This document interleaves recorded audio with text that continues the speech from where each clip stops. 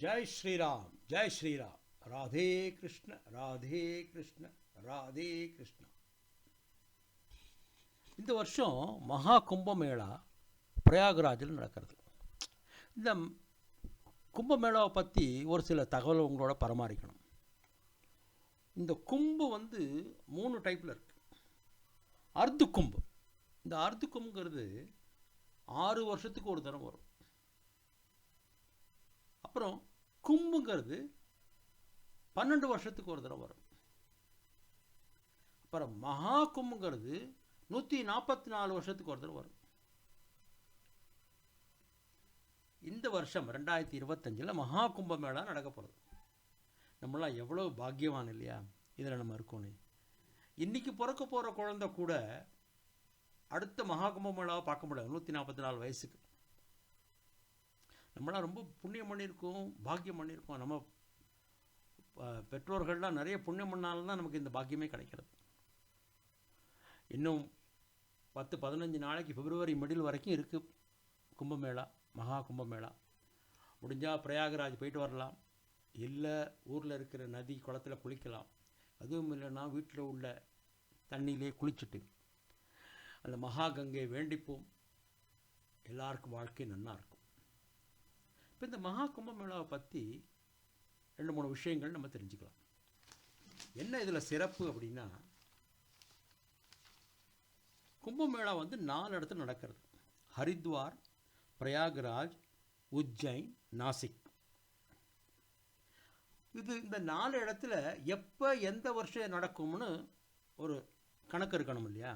அதுக்கு பழைய காலத்துலேருந்தே ஜோதிஷ வல்லுநர்கள்லாம் இந்த நம்மளோட மூதாதையர்கள் அந்த கணக்கு போட்டு வச்சுருக்காங்க. எப்படின்னா,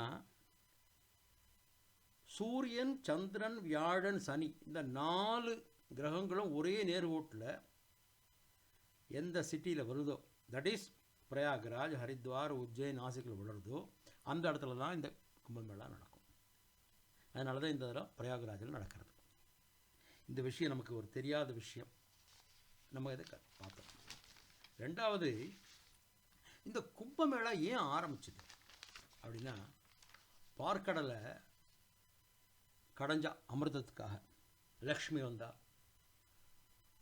நிறைய விஷயங்கள் வந்தது. அமிர்த கலசமும் வந்தது. அதை உடனே அந்த அசுராலாம் போய் அதை எடுத்துக்கிறதுக்கு போனான். ஏன்னா அவளுக்கு பூர்ண ஆயுசு வந்துடும், அவளுக்கு இறப்பே கிடையாது அப்படின்ட்டு.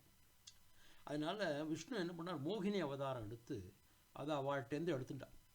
அதை பிடுங்கி அதை தேவர்கள்ட்ட கொடுத்துட்டார். அப்போ அதை பிடுங்கி எடுக்கிற போது அந்த கலசம் லேசாக ஆடும் இல்லையா, அதுலேருந்து 4 ட்ராப் கீழே விழுந்துடுத்து. 4 ட்ராப் அமிர்தம் கீழே விழுந்துடுத்து. அது எங்கெல்லாம் விழுந்ததுன்னா, பிரயாகராஜ், ஹரித்வார், உஜ்ஜைன், நாசிக். அதனால இந்த 4 இடத்துல இருக்கிற நதிகளும் ரொம்ப மகோன்னதமாகிடுது, புனிதமாகிடுது, பெருமைக்குரியதாகிடுது. அதனால் இந்த நதிகளில் குளிக்கிறதும் நமக்கு எவ்வளோ புண்ணியம் கிடைக்கும், நமக்கு நேர மோட்சமே கிடைக்கும், நம்மளோட பாவங்கள்லாம் அழிஞ்சுடணும் ஒரு நம்பிக்கை.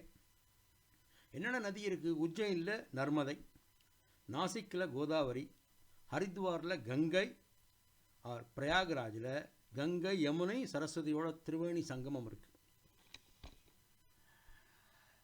கடவுள் அருளில் நமக்கு வாழ்க்கை நல்லபடியாக ஓடட்டும்.